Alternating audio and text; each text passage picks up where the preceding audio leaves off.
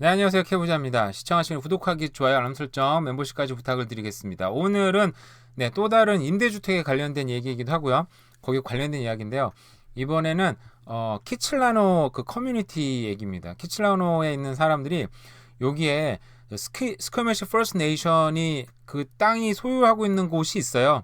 우리가 여기 이제 다운타운 들어가는 그 버라드 브릿지인가요? 있는데 여기에다가 임대주택이 꽤 많이 들어가는 이제 개발이 확정이 됐더라고요. 보니까 저번에도 얘기했지만 밴쿠버 시나 BC주나 요즘에는 임대주택에 굉장히 목숨을 걸고 밀어붙이고 있는데, 저도 이 기사를 그때 당시에 봤을 때 아니 키칠라노 쪽에 대규모 임대주택이 들어간다고. 그래서 아니 키칠라노는 여러분들 뭐 아실 거라고 아시는 분 많이 있겠지만 이 밴쿠버에서 가장 부자 커뮤니티 중에 하나예요.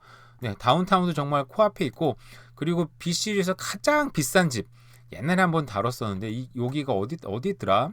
찾아보면 여기 있네. 여기 눈에 확 띕니다. 이렇게 테니스장도 있고 수영장도 있고 일단 일반 주택에 그러니까 3랏이 들어갈 수 있는 집인 것 같아요. 크기 정도로 보면. 근데 이거 한 집으로 만들었어요. 이 집이 몇백억이더라? 기억이 잘 안 나는데 800억인가? 그 예상가만, 그 공시지가만. 그러니까 아마 실제 가격은 뭐 막 1200억 막 되지 않을까 싶긴 한데, 가장 부자인 집들, 그리고 2, 3등이 이 근처에 다 있습니다. 그러니까 10등이 요 근처에 다 있어요. 그러니까 키치라노 가장 부자 동네인데, 그죠? 그러니까 사실상 어떻게 보면 이런 데가 한국으로 치면 강남 같은 곳이잖아요. 일자리도 가깝고, 그리고 여기 쭉 내려가면 여기 1등한 학교들 두루룩 있다 그랬죠? 사립학교도 있고, 그리고 여기에 또 요번에 브로드웨이를 통과하는 지하철역까지 생깁니다. 그러니까 여기 먼저 생기고 뒤에 개발이 되면 약간 슬럼화되는 그 가능성이 있긴 있거든요. 왜냐하면 여기 생기고 들어가면 거기 하이라이즈 들어오고, 그리고 임대주택이 주르륵 들어오면은 거기가 슬럼화되는 가능성이 있는데, 이미 부자 동네에 나중에 여기 들어오면 뭐 그냥 말에다가 뭐 날개를 다는 격이긴 한데, 그러니까 더 개발되고 인프라도 좋아지고 학구는 워낙 좋고 부자 동네가 더 부자 동네로 강화되는 격이 있는데, 뭐 그래요 어쨌든. 근데 스캐미시 그런 퍼스트 네이션에 만드는 동네를 퍼티션 했다는 청원을 한 거죠. 청원 운동을 했습니다. 근데 슈프림 코트에서는 디스미스 했어요. 그냥 기각해 버렸어요. 그러니까 아마 이제 밴쿠버 시하고 BC주에서 원하는 대로 여기 다음선 들어가는 직전에 재개발이 되면서 여기 어마어마하게 재개발이 되는데, 임대주택이 몇 호였더라? 제가 보니까 굉장히 숫자가 많아가지고 사실 좀 놀라긴 했는데, 여기에 보면요. 여기 보면은 6,000 렌털 홈들이 들어간대요. 와, 세상에. 그럼 가구 수만 6,000호가 들어가면 세상에, 우리가 5,500호가 강가 주변은 개발된다 그래서 역대급이라 그랬는데, 이런 밴쿠버를 코앞에 둔 정말 완전 노른자 땅에 6,000개 임대주택이 들어간다. 아니면 대규모 개발인 건데, 그죠? 그래서 아마 제가 볼 때는 부자들이 이게 임대주택이 되면, 이거 제가 이제 이거 싫어서 그러는 얘기 하는 게 아니고, 슬럼화 되는 건 시간이 지나면서 되긴 되거든요, 사실은. 근데 문제가 이게 임대는 내 게 아니니까. 요즘에 제가 이제 부동산 문제뿐만 아니라 다른 문제를 개인적으로 겪는 일들이 있는데, 여기서도 이게 내 거냐 아니냐, 그러니까 이게 내가 주인의식이 있느냐 없느냐가 참 중요하다는 생각 많이 들더라고요. 보니까 그러니까 주인의식이 없는 사람한테는 주인의식을 심어주는 게 참 중요한데, 쉽지는 않고 시간이 많이 걸리는 작업이라는 생각이 들어서 좀 어렵다는 생각이 드는데, 그러니까 일단은 여기도 자기 집이 아닌 거, 자기 주인들이 아니더라는 거에 대해서 걱정을 많이 하는 거죠. 왜냐하면은 이게 보시면 제가 이제 기사를 몇 개 찾아놨었는데, 이게 해프하우스라고, 이거를 아시는 분이 있을 거라고 생각이 듭니다. 옛날에 이렇게 대규모로 집을 칠레에서 실험은 아니고 집을 줬어요. 근데 여기 보시면 이 집을 주는데 반만 줬습니다. 이렇게 반이 텅텅 빈 거 보이시나요? 여기 반이 텅텅 폈죠? 예. 네. 그래서 집을 처음 줄 때부터 집을 빡 안 주고 이렇게 반이 빈 집을 줬어요. 반만 건설해주고, 그래서 반은 니네가 때가 되면 돈을 벌면 니네 마음대로 져라. 뭐 건축법에 맞긴 맞아야 되겠죠? 그렇게 했죠. 그랬더니 나중에 이런 집들이 나름대로 이렇게 뭐 이렇게 지은 사람도 있고 기사에 나올 텐데 잠깐 봐볼까요? 아까 찾았는데 뭐 하다 보니까 넘어간 것 같아요. 보시면 보시는 대로 이게 대규모로 해프하우스를 줬어요. 엄청난 해프하우스를 줬는데 여기 보시면 이런 집들이 나중에는 각자 나름대로 뭐 이렇게 뭐 테라스를 만든 사람들도 있고 와가지고 여기 나오질 않네요. 사진에 아까 찾아놨었는데 봐볼까요? 각자 나름대로 이렇게 집이 각자 나름대로 예쁘게 만들다 보니까 요 지역이 집들이 싹 채워지면서 굉장히 좋은 동네까지는 아니지만 슬럼화 되지 않았어요. 근데 뉴욕이나 뭐 스웨덴이나 정말 많은 여기 보면은 여기 지역이 바닷가 있고 숲으로 둘러싸여져서 제가 볼 때는 결코 입지적으로 좋은 동네는 아니었다는 생각이 들어요. 여기는 보니까 또 좀 약간 엉성하게 만들어놨죠. 어쨌든 해프를 채우면서 자기 집으로 만들었잖아요. 그러니까 이게 인간의 저는 이제 욕망이라고 좀 생각이 들긴 들어요. 인간 내 거다 보니까 사람들이 내 거를 채우기 위해서 엄청나게 노력을 한다는 거죠. 근데 임대주택이 뭐 뉴욕이든 스웨덴이든 많이 들어갔지만 그게 20년, 30년이 지났을 때는 거기가 슬럼화된 게 많은 기사나 뭐 보면은 나오거든요. 그래서 저는 이제 임대주택도 참 중요하지만 좀 중산층이 살 수 있는 이렇게 사실 키칠라노는 너무너무 좋은 위치에 들어오는 이 집들을 좀 중산층들을 살 수 있는 좀 집들을 지어줬으면 그리고 가격을 좀 적당히 해줬으면 하는 생각이 들긴 드는 거죠. 이게 결국은 이제 제가 볼 때는 근데 이렇게 좋은 자리에 들어가면서 가격을 적당하기는 쉽지는 않고 그러니까 결국은 어쨌든 택지 개발을 통해서 정말 엄청난 공급을 해주는 게 밴쿠버 시뿐만 아니라 뭐 서리든 코키틀람이든 뭐 아니 코키틀람 된다 코키틀람 그리고 버나빌 랭리든 좀 공급은 많이 돼야 된다고 생각이 들어요. 막 그래야지 집값을 좀 잡고 저는 사실은 걱정되는 게 다음 세대 우리 아이들은 밴쿠버에 살았으면 좋겠는데 개인적으로 얘들이 살 수 있을까? 만약에 내가 집을 사주면 살 수 있겠죠? 근데 내가 집을 사줄 수 있을까? 월급쟁이가 못 사줄 것 같아요. 굉장히 쉽지 않다는 거죠.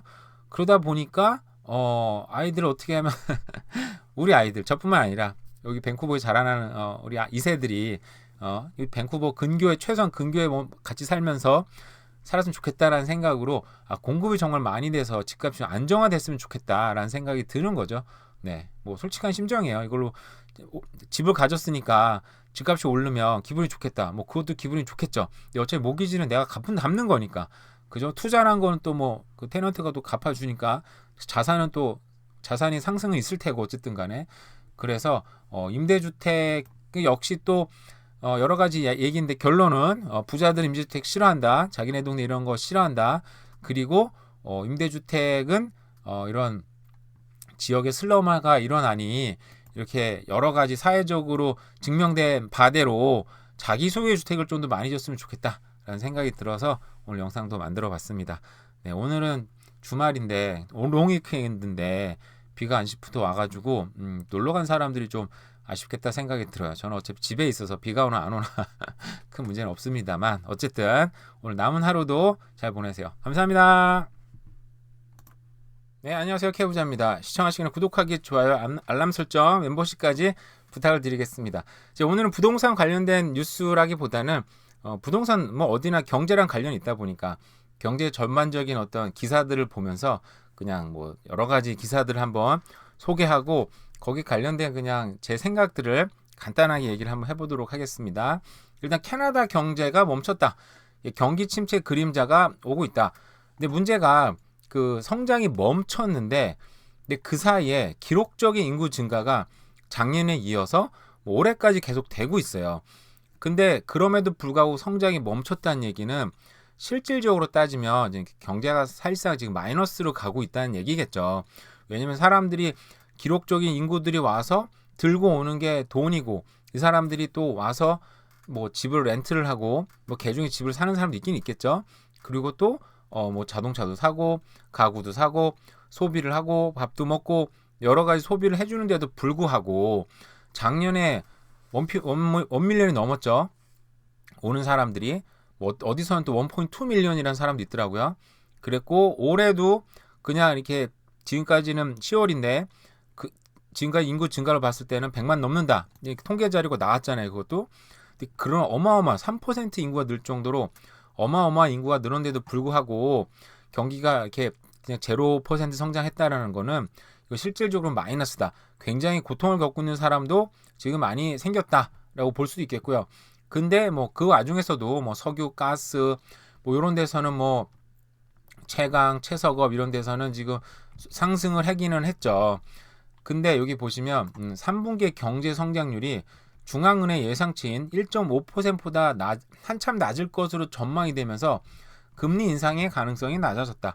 뭐 어떻게 보면 양날의 검인데 금리가 안 올라야 뭐 사실상 뭐 저도 그렇고 혜택을 보는 사람들이 있기는 한데 근데 한쪽에서는 경기가 또 안 좋아지는 거니까 이게 꼭 좋다 안 좋다 뭐 얘기하기는 쉽지는 않은 것 같지만 어쨌든 경기 침체의 그림자가 이게 작년부터 얘기한 거긴 한데 어쨌든 이게 점점 다가오는 건 명백한 사실인 것 같습니다.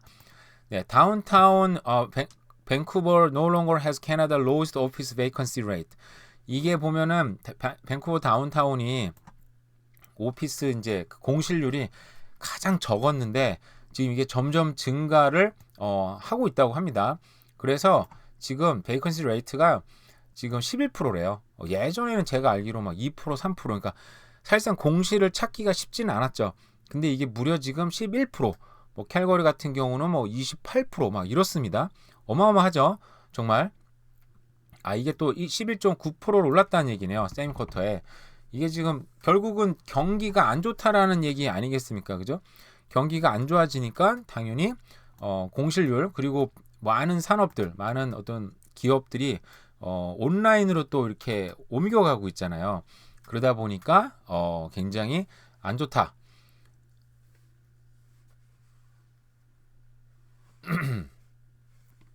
10%는 아까 뭐였지? 아까 그렇게 읽었는데 그죠? 리스 오피스가 11%. 그리고 나왔고 여기 다른 율이네. 여기는 또 여기 보면은 highest sublet percentage vacancy 같은 요거는 이제 2차 그 sublet pay 퍼센트 같은 경우에는 29.3% 많이 비어있죠. 그리고 여기 같은 경우에는 그러니까 이게 그 밴쿠버 다운타운 말고 그 외곽 지역인 거죠. 조금 외곽 지역. 제가 순간 헷갈렸어요. 조금 외곽 지역에는 공신률이 무려 3%, 그러니까 3배나 올라가게 되고요. 토론토 같은 경우에도 23%. 토론토가 그래도 적긴 한데 굉장히 지금 사실상 이런 퍼센트는 기대하기 쉽지 않았는데 어쨌든 중요한 건 단적으로 봤을 때 경기가 확실히 지금 여전히 좋지는 않고 얼마 전에 기사를 보니까 그 트랜짓 같은 경우에는 팬데믹 이전에 이제 회복을 했다 그러더라고요. 그러니까 사람들이 그만큼 경제 활동 많이 참여하고 있고 돈이 없다 보니까 이제는 경제 활동 다시 잡을 잡아서 열심히 활동하고 있다. 근데 그만큼 사람들이 경제가 어려워진다는 얘기도 마찬가지인데 그 공실률을 오피스 공실률은 지금 굉장히 높아지고 있다. 네, 좀 무서운 일이죠. 이것도 사실은. 또 RBC에서 얘기하기를 또 short of housing crash는 이게 이제 그 resource availability, 그러니까 집을 하는 구매력에 거기에 영향을 미칠 건데 이게 회복되려면 몇 년이 걸릴 것 같다라고 얘기를 했어요. 이게 결국은 집값이 지금 쉽게 얘기하면 너무 비싸다는 거죠. 근데 너무 비싼 집값에 비해서 사람들이 affordability, 사람들이 돈을 버는 거라든지 그 모기지 레이트는 굉장히 높죠. 그리고 모기지가 비싼 것뿐만 아니라 문제가 다른 물가도 여전히 안 잡히고 있는 잡혔다고 좀 하긴 하지만 여전히 그로소리 너무 비싸고 뭐 고기값, 빵값 너무 비싸잖아요. 그러다 보니까 사람들이 그럼 모기지 내다든지 렌트를 내는 것도 힘든데 다른 물가가 너무 비싸다 보니까 집을 살 수 있는 여력이 이게 굉장히 안 좋아지고 그러다 보니까 단기적인 하락도 아마 오지 않을까? 근데 그 회복되려면 몇 년에 걸릴 수도 있겠다라는 전망입니다. RBC가 지금까지 참 잘 맞춰온 것 같아요. 개인적으로 봤을 때는. 근데 이제는 올해 중반까지는 집이 오른다고 계속 전망하던 RBC가 이제는 하우징 크래시가 좀 올 것 같고 거기에 대해서 이게 회복되려면 시간이 걸릴 것 같다라는 리포트가 지금 나온 것 같습니다. 네, 근데 이 경기 침체가 지금 좀 더 가시화되면서 이런 게 나오는 것 같고요. 그리고 지금 세계은행에서도 중국 경제가 하향 이게 4.8%였는데 물론 일반적인 국가에 비해서는 4.8%도 어마어마하게 좋은 건데 4.4%로 이제 내렸습니다. 이제 문제는 지금 원래 뭐 그 서플라이 체인도 회복이 됐고 중국에 있는 많은 어떤 그 대량 성장하는 그 경제가 공장들이 자기 나라로 돌아간다든지 그리고 이게 또 인도로 옮겨져 가지고 이런 뭐 물건을 만들어내는 생산성이 좀 자연스럽게 뭐 이전되지 않을까 그런 게 많이 전망을 했었었는데 결국은 이게 제가 어떤 자료를 보니까 인도로 가는 공장 그 퍼센트나 이전율이 생각보다 굉장히 낮더라고요. 보니까 전망보다 굉장히 낮게 나왔기 때문에 만약에 중국이 여전히 경기 침체가 온다면 전 세계에는 분명히 타격이 갈 거다 이런 얘기를 이제 많이 하시더라고요. 보니까 왜냐면 이게 자연스럽게 인도로 공장이 옮겨져서 하면 좋은데 요즘에 또 인도랑 또 캐나다는 사이도 안 좋죠. 좋은 일은 아닌데 어쨌든 간에 그래서 어쨌든 세계 경제도 중국 경제의 성장 전망을 하향했다. 이거 좋은 일이 아니죠.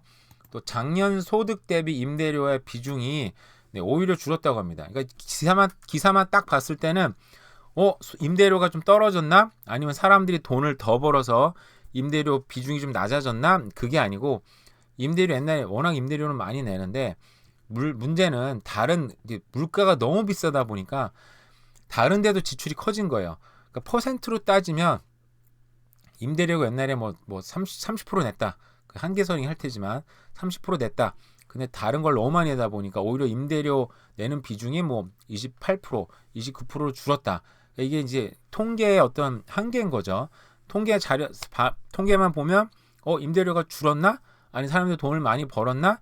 그게 아니라 오히려 저축률이 떨어지고 다른 데 돈을 쓰다 보니까 그냥 퍼센트적으로 떨어졌다. 결국 사람들의 삶은 굉장히 오히려 더 힘들어졌다. 그러려면 좀 전쟁이 좀 끝났으면 좋겠는데 푸틴은 지금 또 11월에 대선 출마 가능성을 선언할 가능성이 있다. 근데 이 얘기는 결국은 그런 얘기잖아요. 아직 푸틴의 어떤 그 위치가 정치적인 위치나 어떤 힘이나 이게 그대로 유지가 되고 있고 제가 기사를 찾아놨는데 방금 없어졌어요. 보니까 뭐 잘못 눌렀나 봐요. 푸틴은 또다시 23만 명의 병력을 또 모았다고 합니다. 전쟁을 또 대비를 하고 있어요. 그래서 설마 전쟁이 제가 볼 때는 끝날 때가 되지 않았나? 계속 얘기했는데 잘못된 것 같아요. 죄송합니다. 근데 우크라이나에 대한 서방 지원은 또 흔들린다. 근데 우크라이나는 홀로 서기가 현실화되나? 결국은 푸틴의 위치는 그대로 있는데, 그죠? 그대로 있는데 서방 지원도 이렇게 흔들린다고 한다면 이게 굉장히 전쟁이 지속이 될 건가 보다. 그럼 당연히 유가가 오르지 않을까라고 생각을 했는데 한쪽에서는 또 유가가 또 떨어질 거다라고 얘기를 했다고 합니다. 시티그룹에서 나왔어요. 근데 그 오펙에서는 발표하기를 150불로 갈 수 있다. 뭐 앞으로 장기적으로 오일의 가스는 계속 성장할 거다라고 얘기를 했어요. 근데 경기 침체를 앞에 두고 있다 보니까 어떤 말이 맞을까? 뭐 미래를 예측할 수 없고 제가 하는 얘기는 다 틀리기 때문에 요즘에 그냥 생각을 안 하는 게 좋을 것 같은데 어쨌든 전쟁은 지금 계속 지금 준비가 되는 것 같습니다. 왜냐하면 서방 지원은 떨어지고 러시아에서 푸틴의 지위는 그대로 유지가 된다면 전쟁이 아마 끝나기는 쉽지 않겠죠. 그런데 그래서 유가는 더 올라간다는 말이 있고 경기 침체가 올 거니까 어쨌든 경기 침체에 대비해서 유가가 떨어질 것도 생각을 하자 얘기를 했어요. 그쵸? 근데 반면에 오페크는 이제 이거 투자가 부족하기 때문에 우리가 감산할 거고 100달러 이상으로 계속 갈 거다라고 얘기를 했어요. 누가 맞을까? 잘 모르겠습니다만 어쨌든 이런 와중에 JP 모건의 이분 이름이 뭐죠? 제임인가요? 제이미 다이먼 회장은 이제 7%의 금리 시대를 대비해라. 스태그플레이션이 온다라고 얘기했습니다. 다들 우리가 금리가 5% 갈 거야라고 얘기했을 때 에이 설마 그쯤 가다가 떨어지겠지. 그 전까지 경기 침체가 오겠지라고 안 믿었었는데 5%에 왔죠. 그죠? 그리고 여전히 어떤 물건들의 인플레이션이 잡히나 하지만 실질적으로 여전히 물가는 높고 뭐 가스 오일비도 높고 사는 렌트를 내는 것도 너무 많고 그리고 금리를 내는 것도 모기지 내는 것도 너무 비싸고 사실상 그런 것 따지면 이거보다 더 많은 돈을 내고 있기는 한데요. 그러다 보니까 7% 간다라고 얘기했습니다. 그래서 두 가지 이제 문제가 있다고 봤어요. 첫째는 미국 얘기입니다만 여기 캐나다도 예외는 아니에요. 캐나다도 G7 국가 중에 가장 큰 빚을 지고 있는 국가라고 지목이 됐기 때문에 무려 33조의 달러에 달하는 국가 부채, 뭐 캐나다 마찬가지입니다. 국가 부채 엄청 많고 개인 부채도 엄청나게 많아요. 그러다 보니까 이런 정부의 지금 지출이 굉장히 많다. 정부의 지출이 많다는 건 결국은 인플레이션이 유발할 수밖에 없어요. 채권을 발행해야 되니까. 제가 며칠 전에 이제 그 임대주택 얘기하면서도 그 얘기 했잖아요.